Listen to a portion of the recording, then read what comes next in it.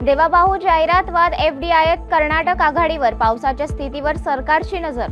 कांदा दर घसरण हमीभाव व पीक विमा प्रश्नाकडे लक्ष वेधण्यासाठी राष्ट्रवादी शरद पवार गट 15 सप्टेंबरला नाशिकमध्ये मोर्चा, शरद पवारांची उपस्थिती निश्चित।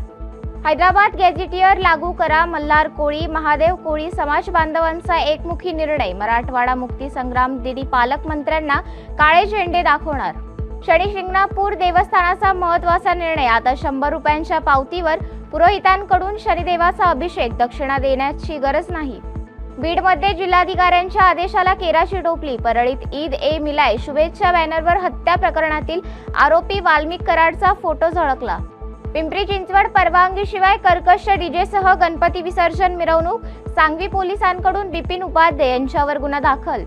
रायगडातील शेकापचा बालेकिल्ला ढासळला, पक्ष त्यागून सत्तेपासून दुरावल्याने जनाधार ओहोटीला भाजपाकडे डाव्या नेत्याचा ओढा। पुण्यात गणेश विसर्जनानंतर मध्यवर्ती भागात वाहतूक कोंडी, नागरिक त्रस्त। रशियाचा दावा, mRNA तंत्रज्ञानावर आधारित कर्करोगाची लस तयार, कोलन कॅन्सर उपचारासाठी पहिला टप्पा सुरू।